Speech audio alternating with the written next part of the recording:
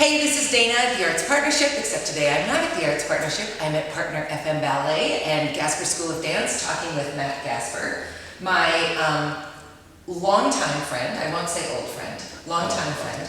We're moving towards old, but we're not there yet.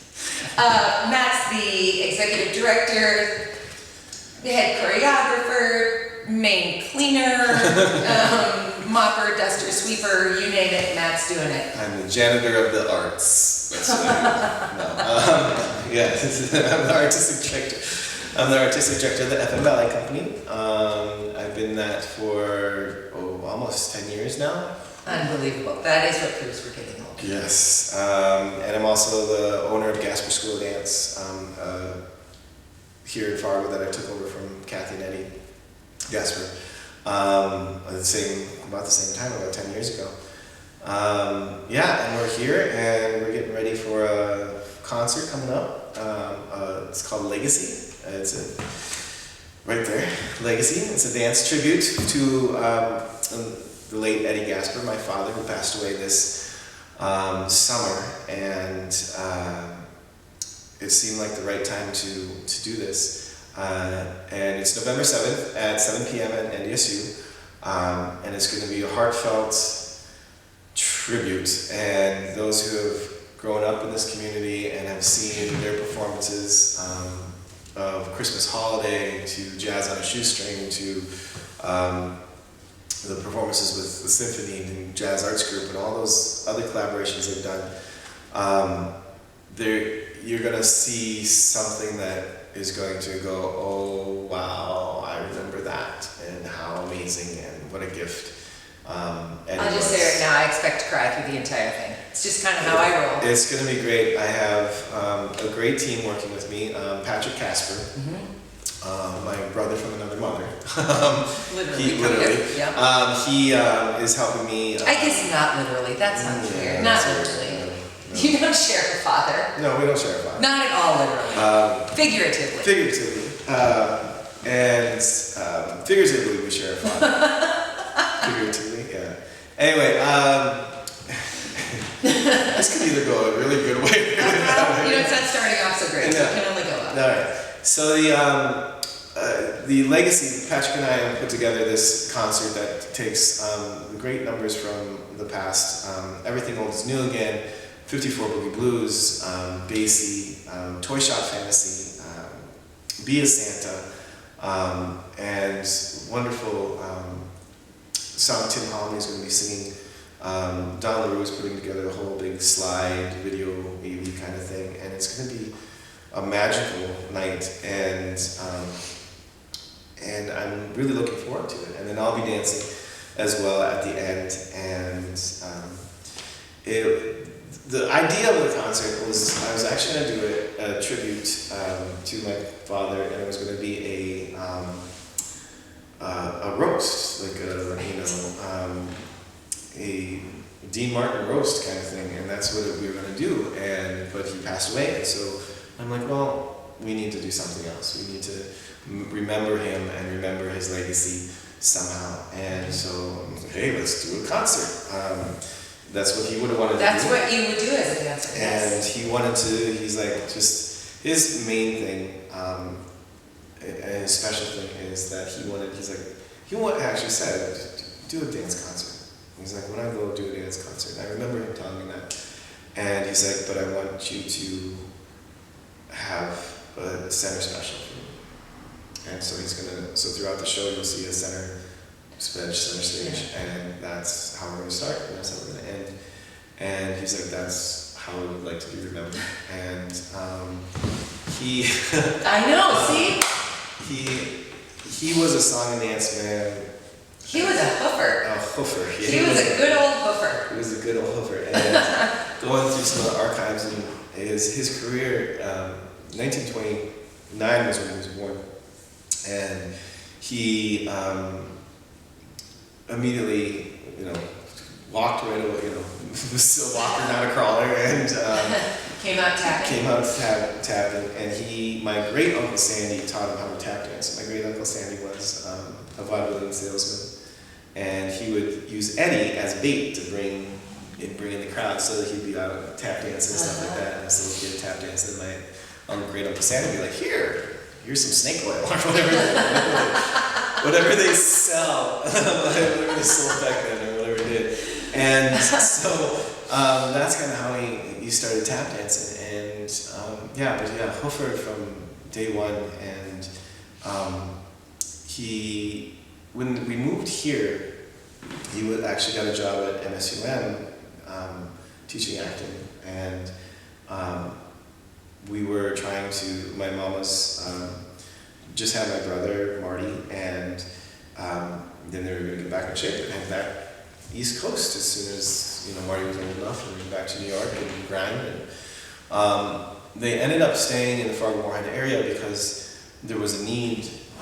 Eddie felt that at that time, and this was 1981-ish, 1988, there was a need, or there was definitely a desire for an arts things going on, be it theater, be it music, be it dancing. And so that's kind of when they started their dance school, their dance company. And throughout the years, he began to foster. I think he's the foster dad of a lot of people in this community. And he helped, because he wasn't from around here. He was from New York City, Detroit originally, but New York City, and the lifestyle that he led, being around actors and performers, made him more accessible to students and dancers that might not have fitted, might needed a voice that wasn't going to tell them no, or to tell them this isn't the right thing to feel or right thing to do. And the beautiful thing about him is his main thing is he wanted people to have heart. Wanted people to have heart and work hard. Those were his two things. Love what you do and work hard at it. And you'll be a success. Those two things. If your heart's not in it, do something else. Find where your heart belongs, and where once you find that, then work hard at it, and you will grow and you will be successful, whether it's being a lawyer or a banker or a performer or a dancer. If you wake up in the morning and you love what you're doing, then that's what you're supposed to be doing, and then work really hard at it. And he instilled that in everybody that came across his path, and he listened and he talked, and he was the best.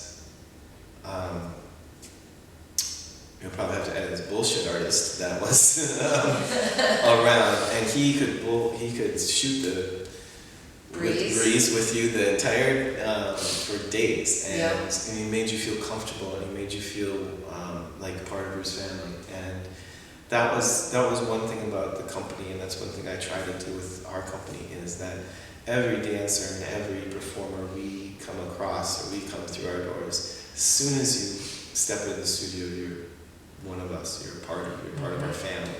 We will take care of you, we'll help you. And that's what he did for a lot of actors and a lot of performers and a lot of just human beings that didn't have a voice or didn't have anybody to go to. And allowed them to say, it's okay to be flamboyant, it's okay to be square, it's okay to be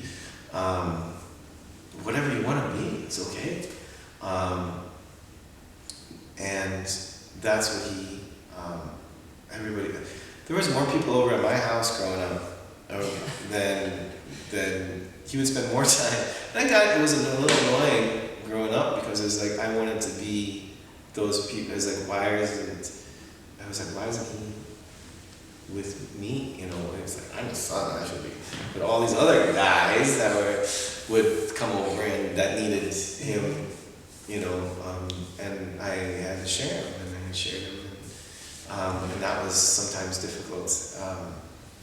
Because there was a time, and if our friend Daniel Sharon looks at this blog, he'll hopefully maybe remember it, because he was one of those, one of the guys that would that I looked up to, because as a dancer he was older than me, and I thought he was a really good dancer, and but we were close in the age thing, but I remember my dad had his foot roller, just this massage foot roller, and I wanted the foot roller, and then at one of our Christmas parties, my dad gave it to Daniel, and I was like, what? I was like, Daniel, no. do you still have the foot roller? I Is hope it with you in Utah? I hope you do. We're going to find that out. We are do. hard-hitting journalists in the Arts Partnership. And which is great, because Daniel and I have a wonderful dance Daniel's career. had a fabulous career. And a fabulous dance career. He's still having a great career, so I'm very happy for him. It's probably the foot roller. It was. They give you credit for that. It was the foot roller. So when I remember that, I was like, that heirloom is mine. But I got over it. Clearly got it. And that doesn't bug me at all. He probably doesn't even remember it, but it'll be interesting. And yeah, so he was a father figure to a lot of artists, and that's what's going to make this concert special. It's going to make it difficult. One of the numbers I'm doing is Bojangles, and it's a signature piece, and it's was done originally done by Bob Fosse in '79 for dancing, and so it's Dad took that choreography and then of course made it his own a little bit, but the same feel of the pieces is there, and so it's I've been working on it, and it's a difficult, dance-wise it's not a difficult piece at all, because you're playing an older gentleman and you're playing but the hard thing is in my eyes, my father's that Bojangles character, and he's that story. Although not African American, but he is that story of Bojangles, and so the rehearsal process for that has been. I have to definitely pump myself up mentally to come into the studio and turn on the VCR and watch him dance. And the great thing is we do have those archival videos to be able to pull from and look at, and it was those ones are tough.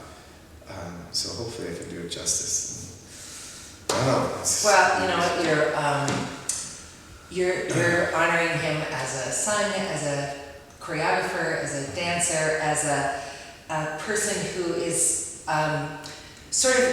you're sort of representing the community who got to enjoy the work that Kathy and Eddie gave to us through all of you and through them. So no pressure. I know, but whatever comes out of that night will be an amazing night, because you're carrying all of that on you, and we'll feel it, and we'll be there as an audience supporting you however we can. Yes. So I look forward to it. We'll be sending us Kleenexes empty.